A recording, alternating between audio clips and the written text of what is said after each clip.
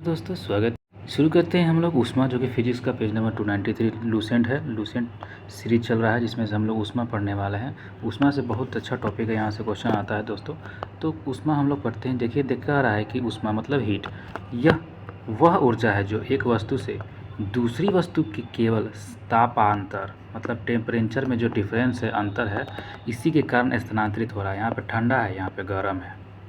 तो यहाँ से अब बताइए, गर्म से ठंडा में जा रहा है ऊष्मा, तो ये जो है ताप में क्या हो रहा है, अंतर है। यहाँ पे अंतर है, दोनों में अंतर है, तभी ना हम लोग समझ सकते हैं। तो यही हमारा कहता है ऊष्मा। देखिए इसी कारण क्या होता है, स्थानांतरित होता है, मतलब गर्म से ठंडा की ओर स्थानांतरित हो रहा है, मतलब जा रहा है। तो किसी वस्तु में निहित ऊष्मा उस वस्तु के द्रव्यमान पर निर्भर करती है। किस पर निर्भर करती है? उस वस्तु के द्रव्यमान पर निर्भर करती है ना। ध्यान दीजिएगा, किसी वस्तु का जो निहित ऊष्मा है उस वस्तु के द्रव्यमान पर निर्भर ये करती है। जैसे उस वस्तु का द्रव्यमान रहेगा वैसे इस पर क्या करेगा, तो निर्भर करेगा, है ना, उस वस्तु के द्रव्यमान पर निर्भर करेगा। यदि कार्य, जो W हम लोग बोलते हैं वर्क, ऊष्मा बोलते हैं Q, में बदलता है तो हमारा W/Q हमारा हो जाएगा। यदि कार्य W जो है ऊष्मा Q में बदलता है तो हमारा क्या हो जाएगा, W/Q हो जाएगा, जो कि हमारा क्या है, J, या फिर W हमारा JQ हो जाएगा। इसको हम लोग मान के चलिए J को रखेंगे, W को रखेंगे यहाँ पे, तो J हमारा आ जाएगा यहाँ पे, J हमारा यहाँ पे क्या हो जाएगा, JQ हमारा यहाँ पे हो जाएगा। देखिएगा, तो देखिए J यह एक नियतांक है जिसे ऊष्मा का यांत्रिक तुल्यांक मैकेनिकल इक्विवेलेंट ऑफ हीट कहते हैं। J का मात्रक 4.186 जूल कैलोरी होता है। J मतलब हमारा जूल हो गया। इसका तात्पर्य यह हुआ कि यदि 4.186 जूल का यांत्रिक कार्य किया जाए तो उत्पन्न ऊष्मा की मात्रा 1 कैलोरी होगी। मतलब हम लोग इतना जूल का यांत्रिक कार्य करेंगे ना तो हमारा 1 कैलोरी की क्या निकलेगा, ऊष्मा निकलेगा। उत्पन्न ऊष्मा की मात्रा कितना होगा, 1 कैलोरी, समझिए। तो हम लोग यहाँ से ये समझ सकते हैं ना, 1 कैलोरी बराबर हमारा क्या जाएगा, कैलोरी को ऐसे लिख सकते हैं, 1 कैलोरी बराबर 4.186 जूल, है ना, ये कह सकते हैं।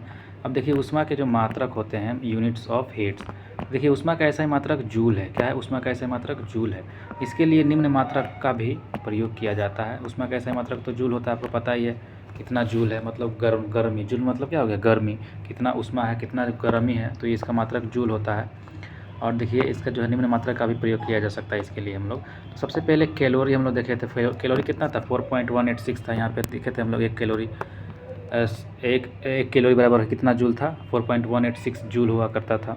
और ये जूल क्या है, जूल जो है ऊष्मा का मात्रक है, जूल, है ना।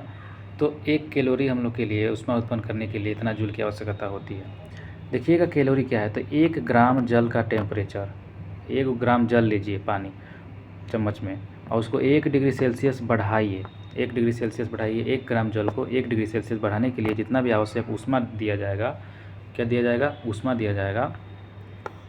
उस ऊष्मा की मात्रा को हम लोग कैलोरी कहते हैं। जितना ऊष्मा उसको गर्मी दिया जाए, 1 ग्राम जल को 1 डिग्री सेल्सियस टेम्परेचर ज़्यादा बढ़ाने के लिए उसको हम लोग कि जितना ऊष्मा दे रहे हैं, गर्मी दे रहे हैं, वही हमारा कैलोरी कहलाता है। क्या कहलाता है दोस्तों, कैलोरी कहलाता है। तो 1 कैलोरी बढ़ाने के लिए हमारा ऊष्मा की मात्रा 1 कैलोरी बढ़ाने के लिए हमको कितना जूल देना पड़ेगा, तो 4.186 जूल देना पड़ेगा। 4186 ऐसे भी लगा सकते हैं याद करने के लिए।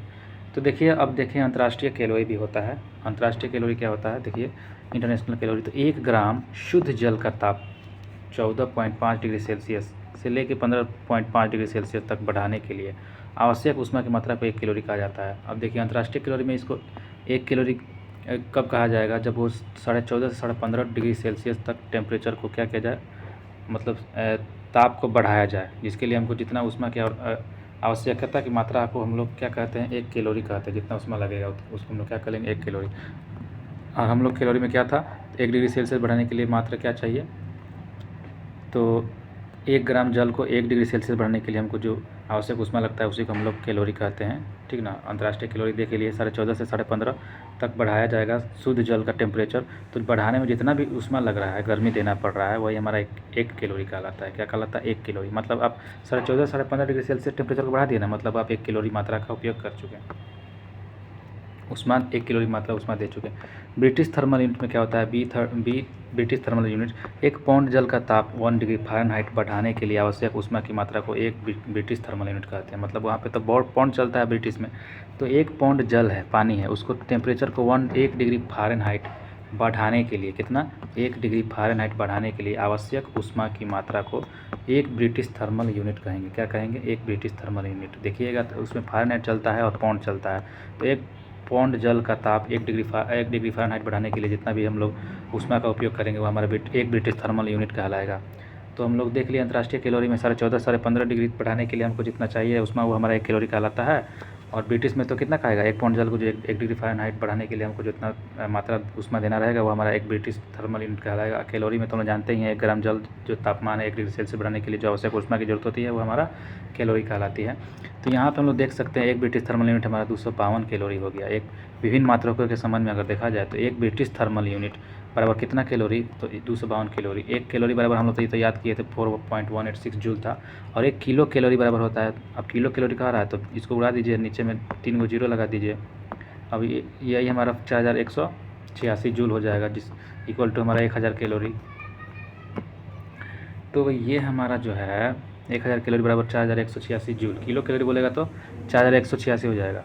अगर 1 किलो बोले, 1 किलो नॉर्मल 1 कैलोरी बोले तो 4.186। अगर 1 किलो कैलोरी बोले तो इतना बात समझ रहे हैं ना, मैथ का सब बात है।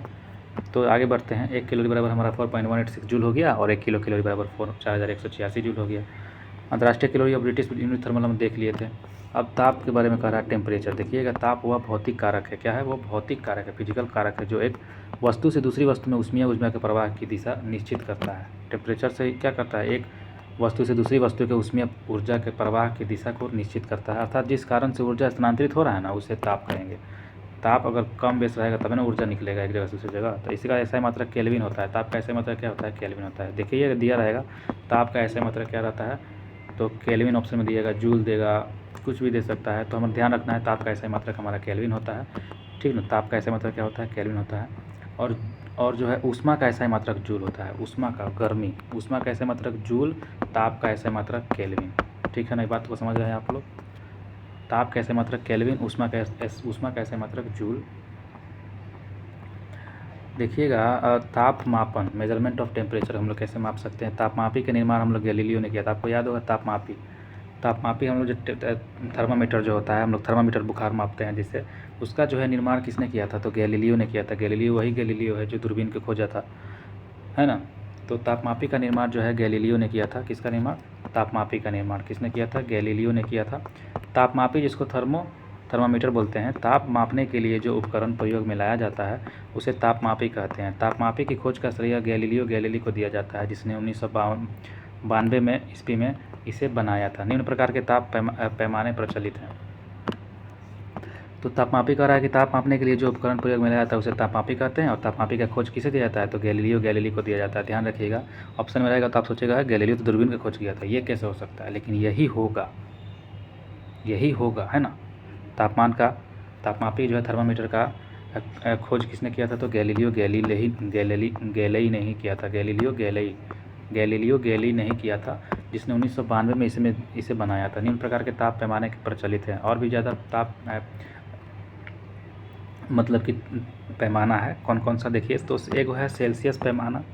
सेल्सियस, उसमें इस पैमाने का आविष्कार स्वीडन के वैज्ञानिक सेल्सियस ने किया था, ठीक ना। स्वीडन के थे, सेल्सियस किया था उन्होंने। इस पैमाने का हिमांक जो है, हिमांक मतलब जमना, 0 डिग्री सेल्सियस पर भाप बिंदु को 100 डिग्री सेल्सियस पर, मतलब जमना है 0 डिग्री सेल्सियस पर और भाप बन जाना है 100 डिग्री सेल्सियस पर। हम लोग इसी का यूज करते हैं। तथा इनके बीच की दूरी को 100 बराबर भागों में बांट दिया जाता है। अब 0 से लेकर 100 तक हम लोग देखे थे, 0 से 100 तक ही हमारा बन गया। हमारा 0 पे जम जाता था, 100 पे खौलने लग जाता था, भाप बन जाता था। तथा इनके बीच की दूरी को हम लोग 100 बराबर भाग में बांट देते थे, प्रत्येक भाग को 1 डिग्री सेल्सियस कह देते हैं। तो ये सेल्सियस का खोज सेल्सियस ने खुद किया था, अपने नाम पे रखा था। फ़ारेनहाइट पैमाना जो देखते हैं हम लोग,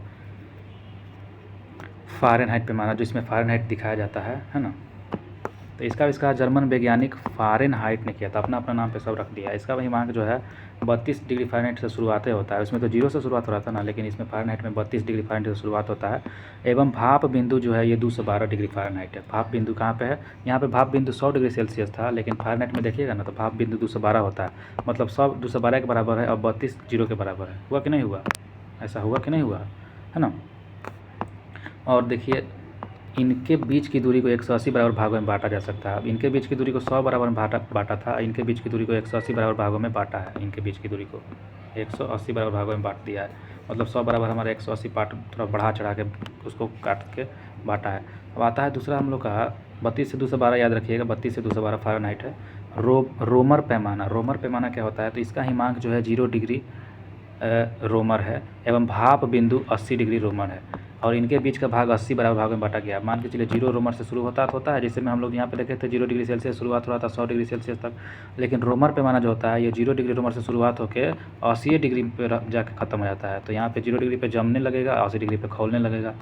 ये 80 तरह से बांटा गया है इसको, ठीक ना। तो रोमर पैमाना जो है कितना 80 डिग्री पे बांटा गया है, 0 से 80 आर तक है।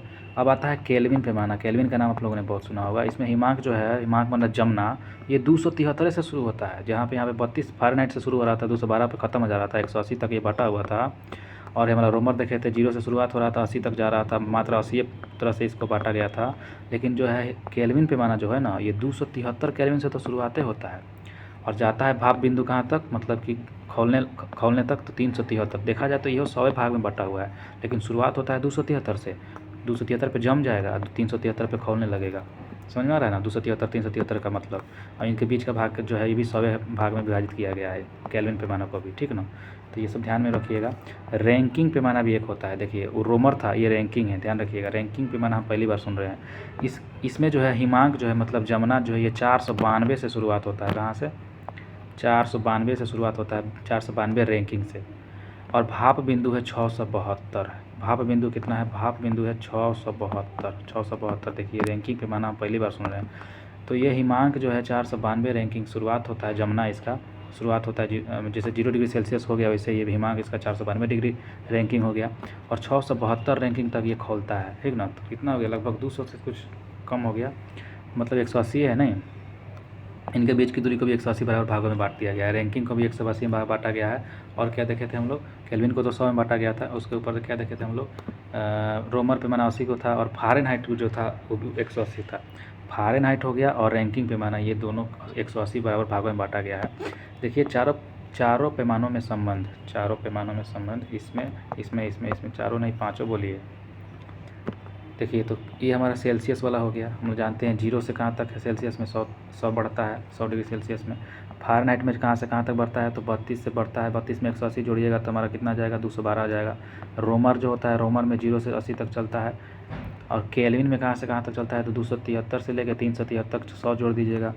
तो जो जोड़ रहा है वो नीचे बट्टा में कर रहा है सब में, है ना, लेकिन उसका अंतिम वाला नहीं लिख रहा है, फर्स्ट वाला लिख रहा है, बट्टा में उसका क्या कर दे रहा है, तो उसमें जितना जोड़ना है वही हमारा बीच का जो है पार्ट को जोड़ दे रहा है। जैसे मैं अब देखिए यहाँ पे रैंकिंग में क्या किया है, तो 4.92 कर दिया है, 4.92 कर दिया है, और बट्टा में 180 कर दिया है, मतलब ये भी 672 इसमें जोड़िएगा 492 में, तो हमारा क्या हो जाएगा? तो गलती लिखा है क्या? पॉइंट में क्यों लिख दिया है? चलिए छोड़िए, हम देखेंगे आगे चल के। तो याद रखिएगा 492 से कहाँ तक? 672 तक चलता है। 492 से 672 तक रैंकिंग पैमाना चलता है। अगर निकालना हो तो हम मान के चलिए इसका और इसका पूछ दिया, इसमें पूछा कि कितना निकालना है, तो ये दोनों को हम सूत्र रख सकते हैं। इसका सूत्र क्या बन जाएगा? C-0 बटा 100 F-32 बटा, सब में माइनस लगा देना है, सब में क्या लगा देना है? शुरुआत वाला, और उसका जो है कितना बीच वाला है वो हमारा बट्टा में करके लगा देना है, बन जाएगा हमारा आंसर। तो परम शून्य देखते हैं, परम शून्य एब्सोल्यूट जीरो, ओरिजिनल सूत्र हमारा यही हुआ, ठीक है ना। C-0 बट्टा 100, ये हमारा किसका सेल्सियस वाला हो गया। F-32 बटा 180 ये हमारा हो जाएगा फ़ारेनहाइट वाला। R-0 बटा 80 हमारा रोमर वाला। सब में हमारा जो है ना लिख के माइनस में जो भी उसका पहला वाला है उसको लिख देना है, बट्टा में जितना उसका जो है बांटा गया है, जितना भाग में बीच में, उसको हम लोग बट्टा में करके लिख देना है। समझ में आ रहा है ना। तो रोमर रैंकिंग वाला भी हम लोग माइनस में करके हम लोग क्या कर देंगे? 492 बटा 180 कर देंगे। चलिए अब देखते हैं परम शून्य क्या होता है। एब्सोल्यूट जीरो मतलब एकदम परम मतलब बहुत जीरो तक, माइनस में जो घुस जाए, उससे कम हो ही नहीं सकता है टेम्परेचर माइनस में जब चल गया। तो सिद्धांत रूप देखिए, अधिकतम ताप की कोई सीमा नहीं है, मैक्सिमम टेम्परेचर का तो सीमा ही नहीं है। 6000 डिग्री सेल्सियस हमारा सूर्य, तो इस बहुत ज़्यादा टेम्परेचर, उसमें गुना लग जाता है। तो मैक्सिमम का तो कोई मानते नहीं है कि मैक्सिमम टेम्परेचर कहाँ तक जाएगा, लेकिन अगर कम का बात किया जाए, निम्नतम ताप का बात किया जाए, तो इसकी सीमा है, परंतु निम्नतम ताप की क्या है? सीमा है कि उससे कम हो ही नहीं सकता है टेम्परेचर कम। मैक्सिमम का तो अथाह है, लेकिन कम वाला का अथाह नहीं है, उसका जो लिमिट है यहीं तक जाएगा। तो देखिए किसी भी वस्तु का ताप जो है -273.15 डिग्री सेल्सियस से कम हो ही नहीं सकता है। अगर पूरा ठंडा किए, ठंडा करे, ठंडा माइनस में जाता है ना, तो -273.15 डिग्री सेल्सियस से कम नहीं हो सकता है किसी भी चीज़ का टेम्परेचर, चाहे कहीं भी चल जाए, किसी भी दुनिया में। यानी यह संसार का सबसे न्यूनतम ताप है। क्या हो जाएगा, लिखिए यहाँ पे -273.15 डिग्री सेल्सियस। -273.15 डिग्री सेल्सियस सबसे न्यूनतम टेम्परेचर है। लगभग में लोग बोल देता है -273 डिग्री, ठीक ना। तो -273.15 डिग्री, ध्यान रखिएगा ये सेल्सियस में है। क्या है, सेल्सियस में है, -273.15 डिग्री सेल्सियस में है। अगर फ़ारेनहाइट में पूछते, सॉरी फ़ारेनहाइट तो नहीं है, केल्विन में पूछते, केल्विन में, तो ये केल्विन जो है 273.16 केल्विन हो जाएगा। शुरुआत ही होता है 273 से, 273 से 373 तक रहता है ना। तो 0 डिग्री सेल्सियस हमारा जो हो गया 0 केल्विन इक्वल टू -273 एवं 273.16 kelvin equal to 0 degree Celsius. 0 degree Celsius बराबर हम लोग जानते हैं इतना होता है ना। तो अब क्या यहाँ से किया है कि 0 केल्विन कर दिया है। अब केल्विन को भी 0 में ला दिया, कि खुद से ये तो 273 0 है केल्विन में, लेकिन अगर 0 केल्विन करेंगे तो माइनस में चलेगा ना, 273.15 माइनस में चल जाएगा। तो अगर हम लोग को ध्यान में बस इतना रखना है कि ये जो सेल्सियस है -273.15 डिग्री सेल्सियस में है, किस में है, सेल्सियस में है। इससे न्यूनतम ताप का भी हो ही नहीं सकता है ना। तो आगे भी देखिए क्या कह रहा है, यानी संसार का सबसे न्यूनतम ताप है, इसे परम शून्य ताप कहते हैं। केल्विन पैमाने पर 0 के लिख देते हैं। अगर केल्विन में देखा जाए इसका बराबर हम लोग क्या कर सकते हैं, तो यहाँ पे देखिए दिया हुआ है 0 के लिख सकते हैं, 0 के लिख सकते हैं। अगर केल्विन में देना हो तो केल्विन में ये सब मत लिखिएगा, माइनस यहाँ पे केल्विन देके आपको गधा बना देगा, -273 केल्विन लिख देगा, तो उसको नहीं लगाना है। परम शून्य ताप वो नहीं है। परम शून्य ताप कौन सा हो जाएगा, जिसमें सेल्सियस लगा रहेगा, किसमें, माइनस वाला जो सेल्सियस लगा रहेगा। ध्यान रखिएगा, आप यहाँ पे फंसा देता है, केल्विन डाल दे देगा, आपको लगेगा यही तो है, लेकिन ये नहीं है। जिसमें सेल्सियस लगा है वही है परम शून्य ताप। अगर 0 केल्विन लिखा है तो इसको भी सही कर सकते हैं, क्योंकि ये दोनों बराबर है। 0 केल्विन यहाँ पे दिया हुआ है ना, बराबर है कि नहीं, -273.15 डिग्री सेल्सियस बराबर क्या है, 0 केल्विन। तो 0 केल्विन लिखा है, वो भी आंसर सही है, लेकिन हमारा यहीं पे फंसाता है, माइनस में 273 पॉइंट लिख देगा 15, और फिर यहाँ पे कैल्शियम डाल देगा, या सॉरी कैल्शियम बोल रहे हैं, केल्विन डाल देगा, ठीक है ना। तो वहाँ पे हम ध्यान रखना है, केल्विन नहीं है, क्या है, सेल्सियस है। क्या है, सेल्सियस है, जो कि सबसे परम शून्य न्यूनतम ताप होता है, -273.15 डिग्री सेल्सियस। ध्यान रखना है, सेल्सियस होता है। चलिए आगे हम लोग बढ़ते हैं।